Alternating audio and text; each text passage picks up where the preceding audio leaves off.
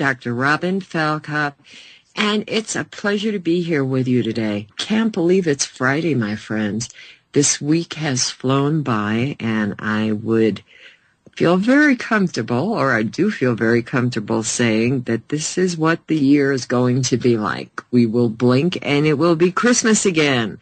Gosh. But remember, 2014 is the year of we the people.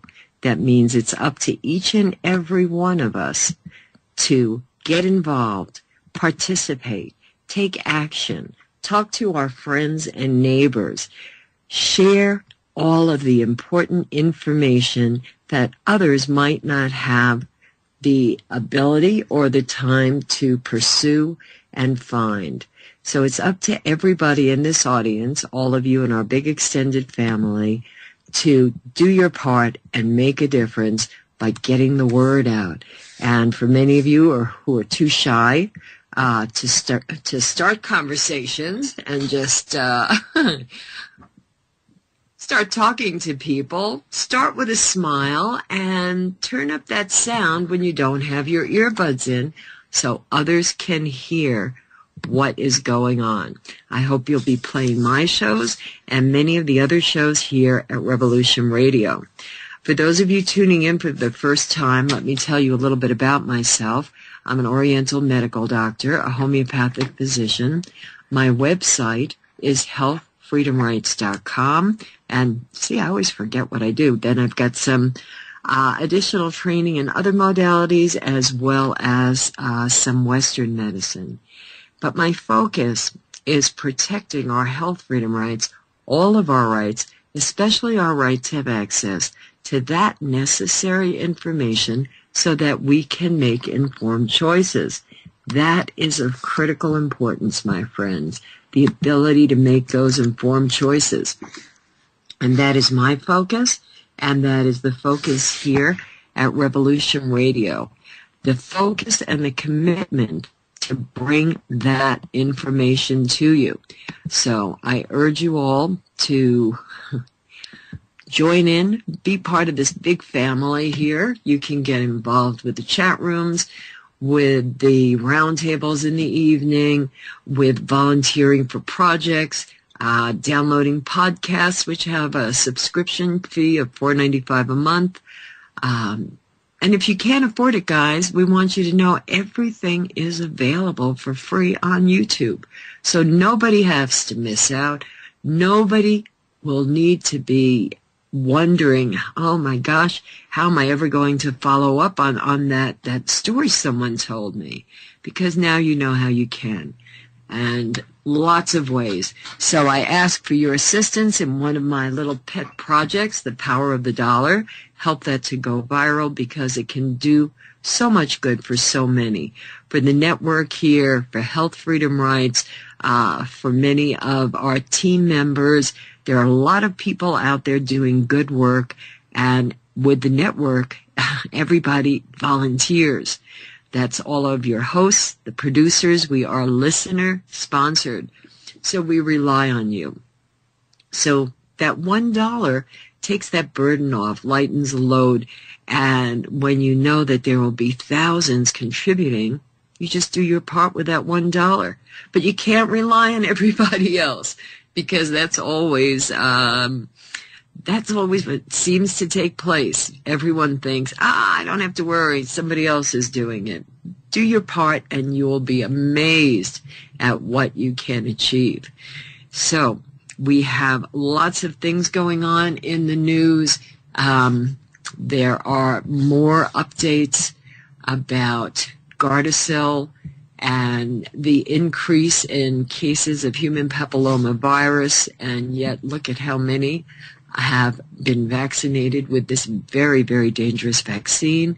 We're looking at more cases of children in supposedly safe environments, their school, where one young man, they claim that he suffocated in the mat while he was trying to find his, I don't remember which possession, and yet there's evidence of blunt force trauma to his head, which kind of makes that a very unacceptable excuse. And we have even CNN that wants to follow up on that. Lots of stories in the headlines. I just want to say one thing. I'm not into mudslinging, but looking at this case with Governor Christie, the first thing that hit me was it just seems like somebody is trying to render him ineffective for any further political career. It comes to nobody could be that stupid, and I could be wrong, guys, but that's the take that I have on this, and we have to see what develops. But just don't be so ready to buy into all the dirt that they dig up and claim somebody did or is a part of. As we know, things are not always what they seem. I do want to tell you we have a clear United States looking at netc.com. We don't have any elevations into RadCon 5, so we can be encouraged by that. Let me see. We do have we have a few RadCon 4s, but at least we can watch those. I'm trying to get this up for you. It's not opening. Okay, Grand Junction, Colorado is one of the RadCon 4s, as is Milwaukee, Wisconsin, and the third one is Phoenix, Arizona.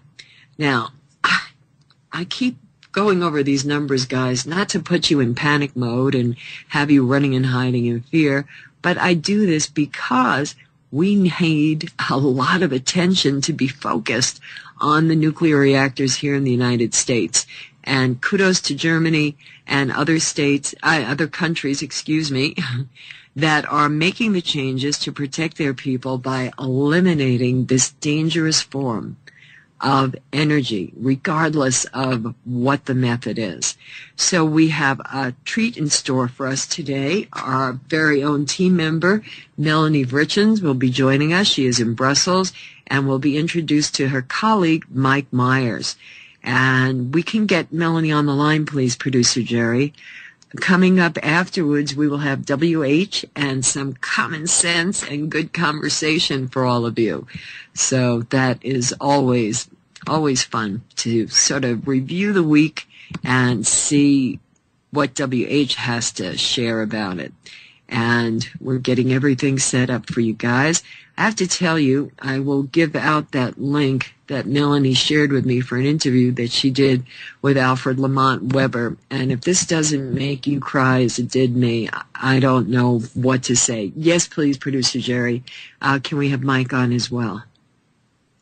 So it's just crazy what happens to people. And in a blink of an eye, somebody can get railroaded into a situation that is just overt harassment. My gosh, abuse, harassment. I don't know what more to say about it, but we'll let Melanie comment. And are you there, Melanie? Yes, I am. Hello. Good afternoon, Robin. Hello. Good afternoon to you. I'll share that link. Do you want me to share the links? Yes, please. Okay, definitely. Then I will share the link, and we will even play it sometime next week. Producer Jerry was great trying to get your interview so that others can hear the whole thing. It is so important, Melanie, and you did such an outstanding job. You are so professional when you communicate just such outrageous abuse. It was indeed outrageous.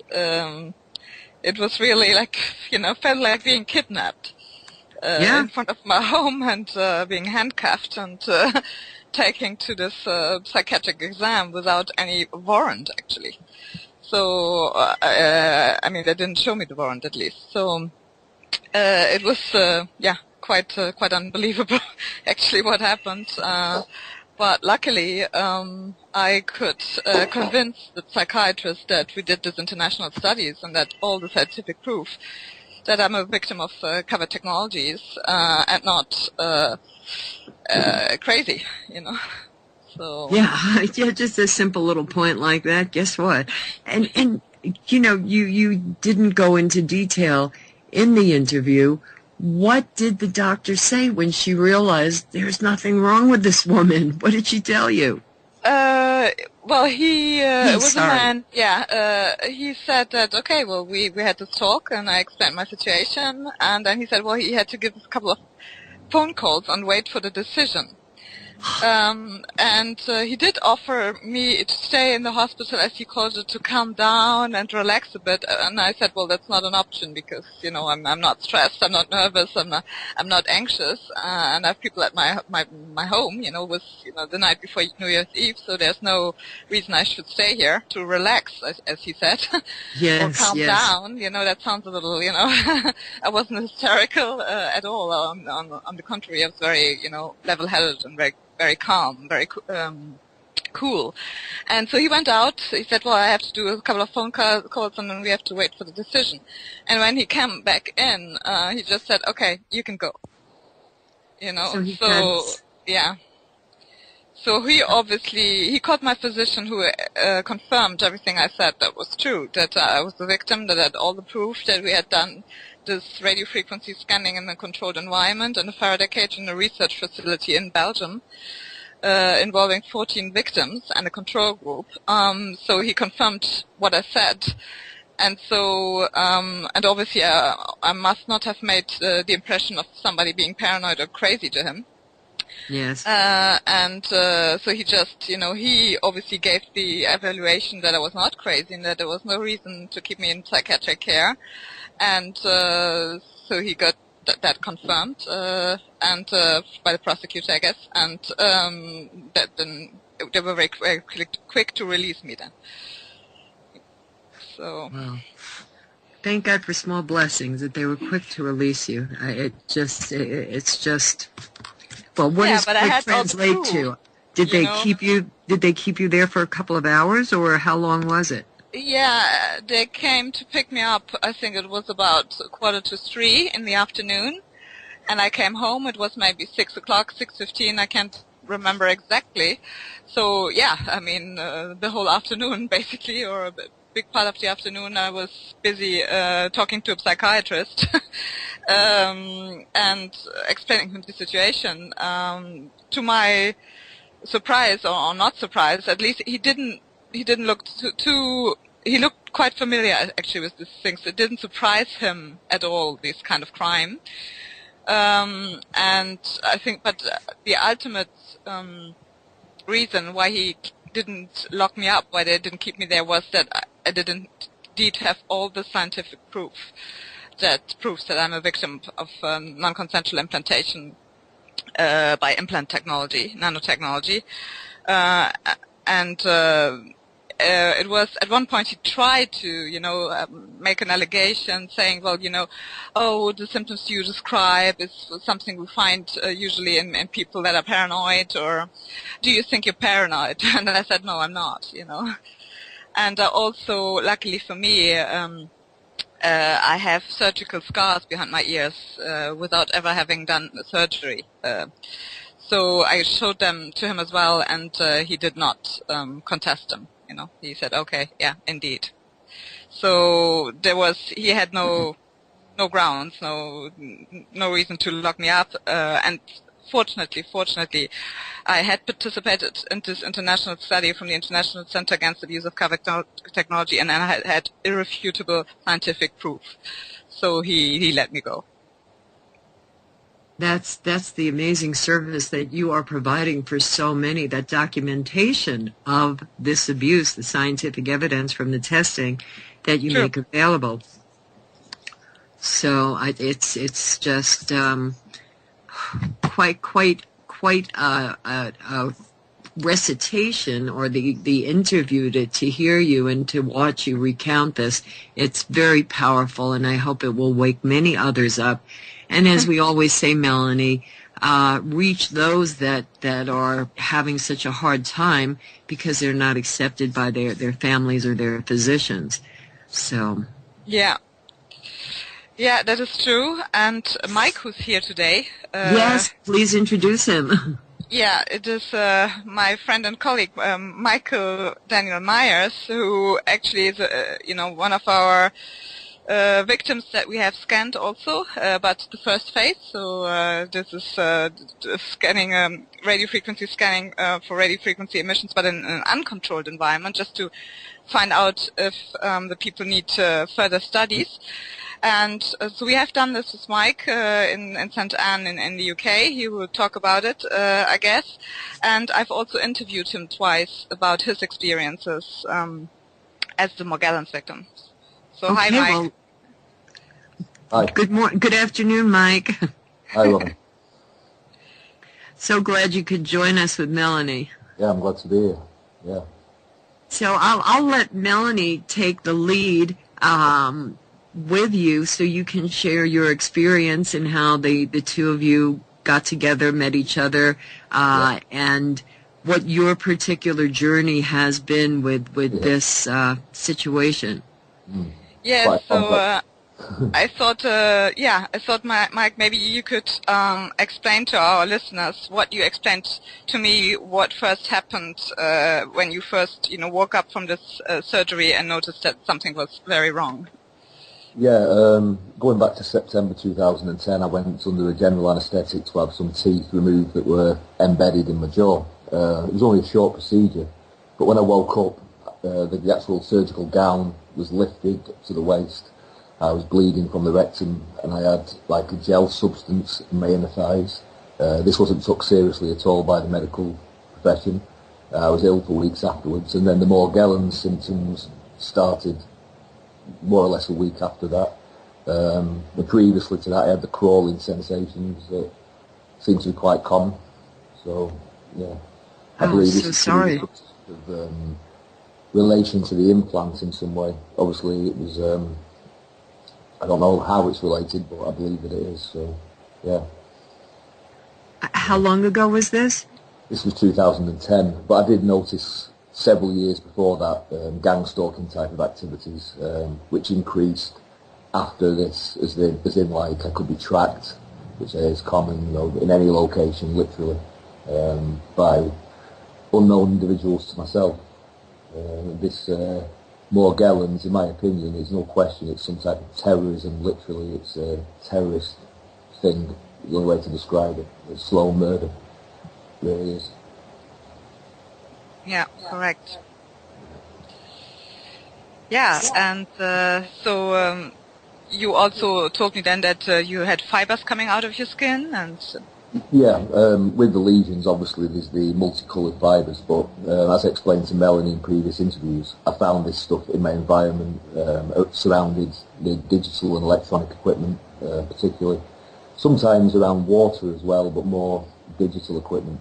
I know a lot of people think this is related to chemtrails. My personal opinion is that it's not chemtrails, but I mean, I can't prove that. Mine's a more maybe sinister opinion, which is that certain people are being victimised with this in some way or another, so it's purposely being done.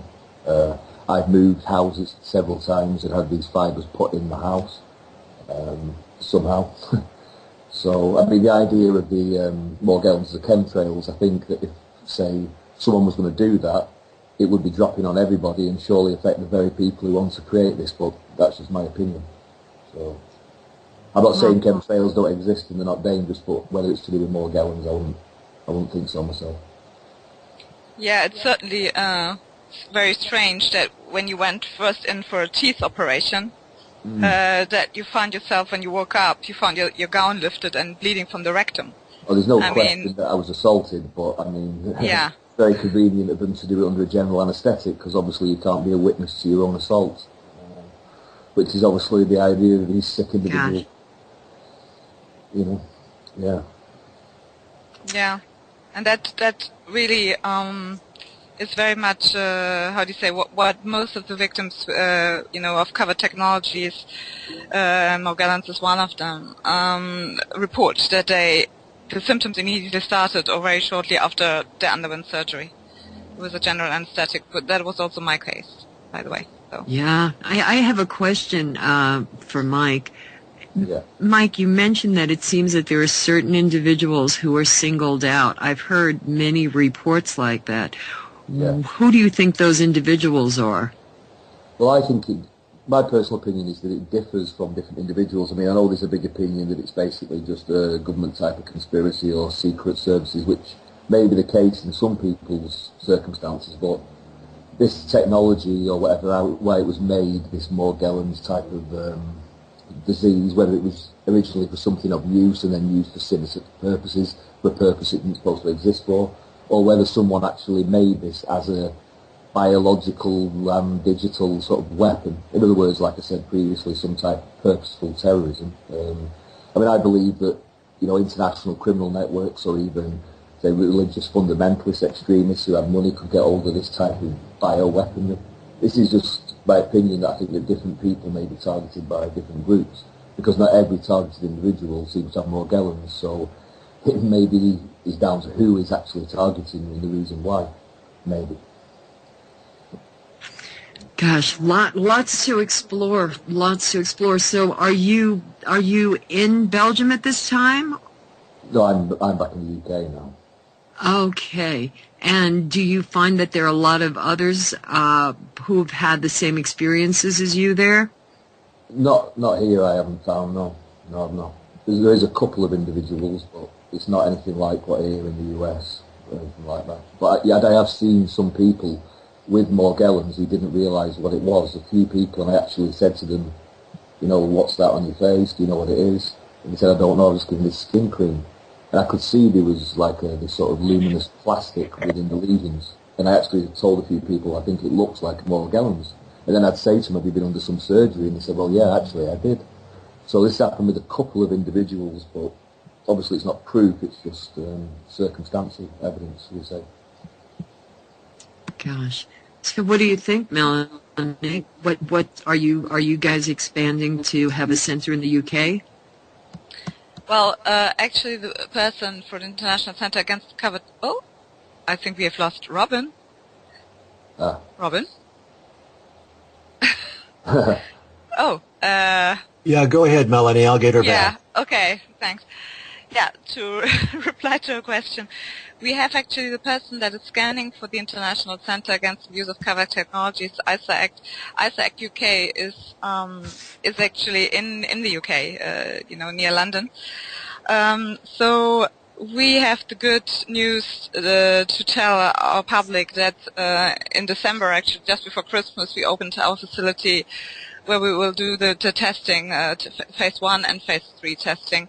So now in Sacramento in California, we have actually a facility now. But of course the plan is that we will expand, because this problem is not getting better, it's getting worse. We're getting more and more victims. It's really, exponentially on the rise, this kind of, crime. Is that, yes, we have plans to actually also have Faraday cages, made a bit portable ones, or actually, build one in different European countries, and the UK is certainly one of them. So, but that is, our future plans. Right now we're happy to say that we could already open our facility in California, and can test people there now. That's wonderful, Melanie. Gosh, I rack my brain thinking what happens when someone's picked up as you are if they don't have that supporting evidence from the testing that was done.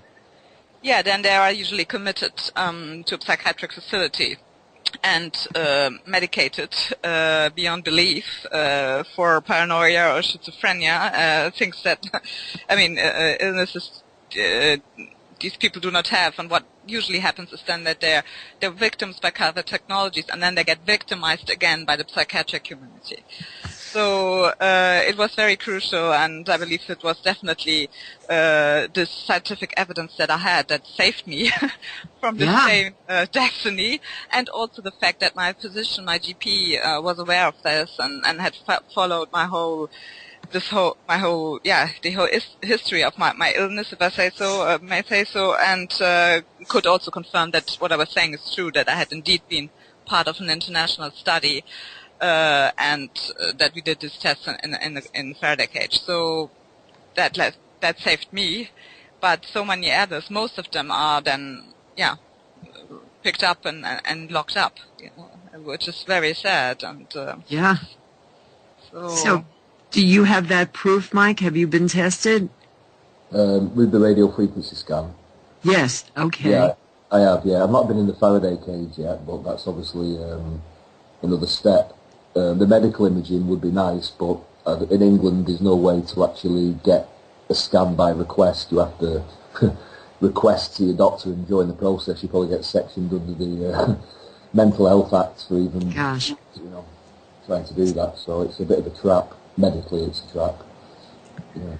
Well, it sounds like your work and your organization is growing and growing every day, Melanie. You need cards and a database where that can be contacted when they try to kidnap people into these situations.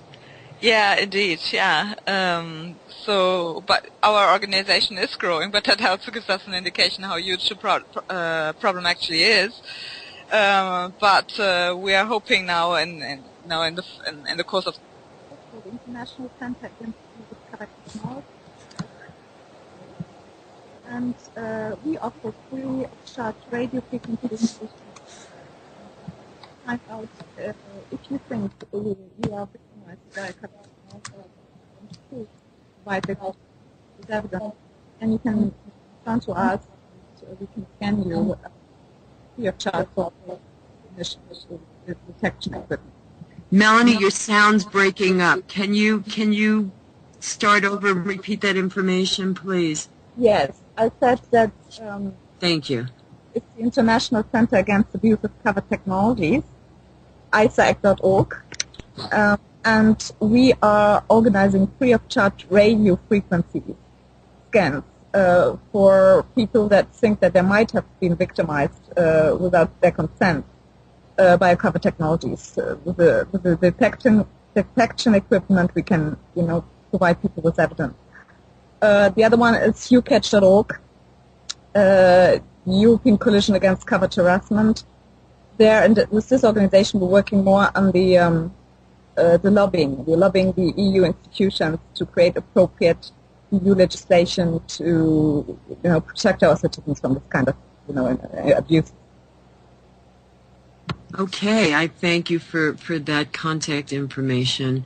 And you did mention that there is now a location in California that has opened? Yes, for ICAACT, indeed, we have opened a testing facility in Sacramento, California, where people can contact us and where we can do the testing there. Outstanding. So what events are coming up? I know you're always such a busy lady, and there are different events where you try to reach out and get other people connected and understanding what's going on in their lives. Is there anything in the near future?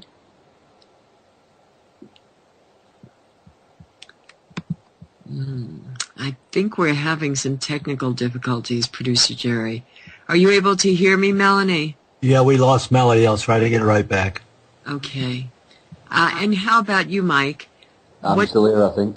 Yeah, well, you are. Yes. What is going on with you? Any events? Are you trying to reach out to some of the few other people that you mentioned being aware of? Where you live? A small group of people that are trying to get together that to help. We get appropriate EU legislation in place that prevents all, prohibits all types of technologies and weapons that enable the manipulation of human beings, and also, of course, all the victims and their families have to do something. Yeah, for some reason your sound is really distorted, Melanie. I'm sorry. I don't know what's going on. If it's any help, Robin, I think a meeting might be coming up shortly in the UK. That was the last I heard. So, ICAACT meeting. Okay, well, hopefully, you're welcome to share that information with us. I'm sure Melanie will have it, and we're happy to announce that. Yeah, from what I heard, it would be February in London. I'm not sure if it's been confirmed yet, but that was the idea. Maybe Melanie. Yeah, I can try to get you in touch with Richie Allen, who's a host with David Icke's network, right there in the UK. And yeah, I can give him your contact information if that's okay, your Skype name. No problem, definitely. Okay, and I will also give him your information as well, Melanie, for David Icke's network. So we just get as much exposure as possible to this story. This is just, I mean, it's not a story. People are having their lives destroyed around the world. I mean, personally, do you not think the fact that people do not believe the individual just doubles the problem? I mean, that aspect of being treated as mentally ill is a real, you know, it's adding insult to injuries, should we say. You know? Oh, gosh, yeah. You know, the very people that should help you, obviously, this is done by psychopaths, obviously, and these psychopaths know that it sounds so crazy, who would believe it? Because who would believe people would do something so intricate, and especially when it comes to gang stalking, and you start saying, you know, 1,000 people may have followed me in 4 years. People think, why would they follow you? You're not a celebrity, you know. So it's very hard to get through to anybody. And that's the problem with a lot of TIs, I think. Yeah, but that is why we're, at least at ICAACT, we focus really on that you can, you know, like this is why we do this testing, because you know, to the frequency emission out in a controlled environment, in a Faraday cage, you cannot deny them. You know, whereas what Mike is saying, you know, people are indeed stalked, gang stalked, organized, what we call organized stalking, and this is definitely happening. And their property being ransacked and so on. But unfortunately, when you report about these things, you very quickly put in the, you know, paranoia corner, the delusional corner. So, but it's true. But this type of harassment is definitely going on. What Mike said. Yeah. Well, I'm so sorry to hear this, but what you're doing is incredibly valuable. You're just bringing peace of mind to so many people that had no help. Crazy. I'm sorry we're having technical difficulties because people need to hear every single word that you're saying. So. I hope, I mean, next week I will be back. I would also like to thank you, Robin, you know, for doing these shows, because it really gives us a platform, and we can talk about these things and inform the public. It's so important. I will soon have to go because in our growth movement, I have, as you know, started a victim support group some time ago, and we have our bi-weekly meeting tonight. Okay. So, yes, soon arrived. There will be more Morgellons victims as well. So I have to go, but thank you very much, and I look forward to our next show on Friday, and with hopefully more good news within this fight. I personally consider the fact that they did not lock me up in psychiatry a victory. Oh, not only most but definitely. for the whole community. Yes, most definitely, Melanie, and we will speak before then. So I you know, have a good meeting and a safe week. Thank you very much. Yes, please. Okay. That's our team member, Melanie Richen. Mike, would you like to share any more information with us? Have you got some more time? Yeah, sure. We have some more time. If you'd like to tell us about how you first became aware of your symptoms. I mean, you knew that there was some kind of abuse that took place. Yeah. Well, I mean, to me, it's the situation really built up in a way like some ridiculous, over-the-top Hollywood movie. That's why it sounded unbelievable from the off. In the early days, which was, I can't say when the actual targeting began, but I can tell you when I noticed it, which was early 2007, because I'd leave my home, say, shut a door in the living room. You know you've shut that door. You leave the house, you come back, that door's ajar. Nobody's got a key, nobody's been in. But the lock's not broke, it's been picked. And what I found is, when they've gone in the home, they've obviously set up secret cameras or recording equipment. But also the food has been drugged without doubt, because I had a heart attack after I ate at my house and I had blackouts. Oh my gosh. personality changes, becoming argumentative or aggressive with people and not remembering, all sorts of really odd things after eating food in my own home. And so this type of thing was like the harassment process. And so when I went in for surgery, they'd already decided, I think, that person is going to be given this thing. But I've read for brain implant frequencies as well, in the heart area, the lower back rectum area. And there's a section of my nose, the cartilage, which is actually missing, and it's like as though, as far-fetched as it sounds, that the chip has been put in there too, for some purpose. There's definitely a tracking GPS element to this chip. I know some is nano, but not everything's nano. I'm assuming some of these chips may be the older type, the tracking chip.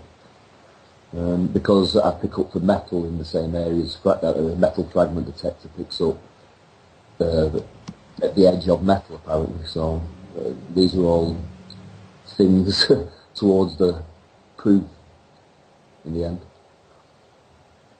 Wow, what a horrible scenario. Are the people that you've met in the UK sharing similar experiences to yours, that they had surgeries and other things were done to them? Well, I've actually, strange it sounds, not heard anything quite as extreme. I've heard a lot of extreme stuff, but with some certain aspects missing, as in some people feel mind controlled or they have the V2K effect, but they don't experience the gang stalking or they don't have the Morgellons. I don't have V2K, but I have like manipulation of thoughts. It's, you know, it's hard to explain, but that you feel some of your thoughts aren't your own, or some of the ways you act from your own personality. I suppose it's like synthetic telepathy rather than V2K. The thing with the gang stalking, obviously, is to try and break you in some way, but the people spread rumours, obviously terrible rumours, everywhere I go, and it happens to other people as well.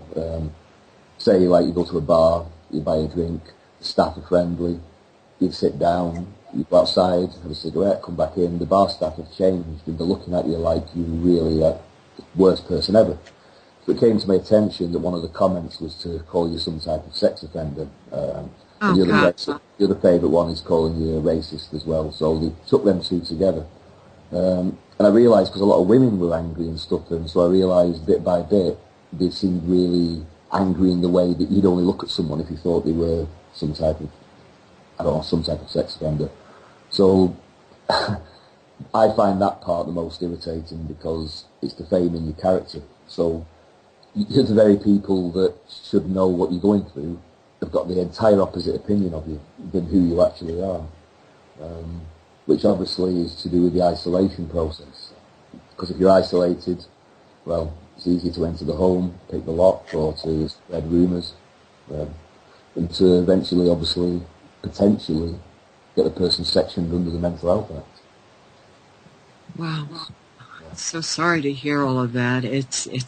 The good part is that more and more people are coming forward, and that's the protection that you have when the numbers grow. Yeah. I think the problem, sorry to interrupt, I think the problem is that because there may be different groups of people doing different forms of targeting, there might not be one solution to the problem, as in, say the EU legislation would stop governmental use or military use, but would it stop a network of, I don't know, rich, crazy people who want to do this type of thing to certain individuals? They wouldn't care about legislation, so in a way it's like having to get rid of these weapons or bioweapons so they can't be used. Yeah, or finding ways to neutralize them. Yeah, exactly. Because obviously this Morgellons is a very stealth attack. It's not a traditional disease, so I mean, it's a very sinister thing. When you're picking plastic out of your skin, you think that's luminous, multicoloured. You think, how can I explain this to anybody? You really can't. It's hard to know where to start with that type of thing. And obviously, I've probably got about roughly maybe 400 or 500 small cuts under my hair that exude this stuff, mainly on my head, other parts of my body, but mainly on my head. If you start losing hair, I mean, there's no baldness in my family, and therefore I'm not losing it genetically, it's through scars. So this stuff obviously breaks down the system, and yeah, it seems to affect your personality as well. So that's where I think the digital technology comes in. Well, it seems the best thing is the support groups. Yeah, yeah. I mean, obviously I have reservations about some support groups because perps will try and turn up and pretend to be victims, and I'm always very aware of, well, you learn to be alert in the situation, and obviously there's a risk of infiltration, shall we say, but without the support groups, the people can't join, so, yeah. So you mean there are a lot of troublemakers or people who try to twist things or undermine the group? Potentially, I think so. I mean, the people that are genuine are good people, as in they really are going through these things, and therefore we can help each other by just talking. But the idea that someone could turn up and have sinister purposes, I don't know. I just think, I do know that's happened a lot in America with groups there where there's been infiltration of TI meetings to the point where nobody knows who to trust anymore, and therefore they disband. Unfortunately, that helps the people who are attacking you to attack you more, because then you've disbanded, so you have no support. So this thing Melanie's doing with the support group, if the psychiatrist ever come back to her again, she can produce many people to say, well, if she needs to be sent to a mental hospital, so do I, because I'm reporting similar things, and therefore they're not going to send that amount of people to the hospital. So it would be good for you to have a support group that you start and network with Melanie's organizations for protection. Can you turn down the volume level on your computer, please? Yeah. Just make it a little bit lower because we're getting some feedback. Is that any clearer? Yeah, I think that is better. Yep, perfect. Okay. Thank you, Producer Jerry. Right. Yeah, sorry, you put a message, I haven't seen it. Okay. Yeah. So, have you been doing interviews, or are you just starting to go public? What's going on in your world? Well, I've had 2 interviews with Melanie, which has basically been an overview. But every time I think, oh, I forgot to mention this and I forgot to mention that, because it becomes so detailed that it's easy to forget entire chunks of your experiences over the years. But that's helped because she's given me the platform to speak. And also, obviously, the radio frequency scan is the thing to say, don't think I'm crazy, look at the results. The machine isn't prejudiced, it says what it says and it does what it does. So that's been good. Well, I'm very happy that you guys connected, and I hope that I'll be able to help you and Melanie get some more coverage with other shows and other hosts, because this is just such a big story that people need to hear, and suddenly they'll find out they owe major apologies to their family members and friends. Massively. Because the family actually, most of people's families just do not believe it. And I think it's a situation where you have to live it to believe it. If you say, look at this cut on my face, someone will say, oh, it's just a spot. And, they always have another more rational answer for actually the realities. So it becomes where... Oh, yeah, most people will do anything not to have to confront the reality of things like you're describing. Yeah, I think it goes back to not being a psychopath. I mean, a psychopath's personality is so cold that most people can't envisage that someone would do this to somebody, or a group of psychopaths, so to speak, would do this. So if it's not in your own personality, people think, oh, well, why would they do that? Why would they not do something else? But the facts of the matter are, this is happening to people, and eventually, like you said, there'll be a lot of, oh, sorry, we didn't realise, apologies, hopefully. Gosh. Oh, my. So are you in the process of making a website? Is there a way for people to contact you, or would you rather not get into that right now? Well, obviously, I'm involved with Melanie with EUCACH and the ICAACT website, but I don't have my own personal website at the moment, but I am going to build a YouTube channel at some point that's basically going to be a collection of the interviews, and obviously I'm going to film this metal detector thing so people can see that the scan of the radio frequency correlates with the edge of fragments of metal in certain areas of the body. So basically something to build up evidence and maybe more of my actual story. So yeah, if that's up and running, I'll tell you about it and speak to you again. Yeah. Well, it's wonderful to meet you, Mike. I'm so glad that you were able to join us today. Yeah, thanks, and you got the right lady in your corner, that's for sure. Yeah, she's determined, and all credit to her. Oh yes, she is quite amazing. The things she's accomplished in such a short period of time. I have enormous respect for Melanie. Yeah, me too. So, okay, well, I thank you. We're coming up to break at the top of the hour. I'll look forward to hearing from you and hearing the updates.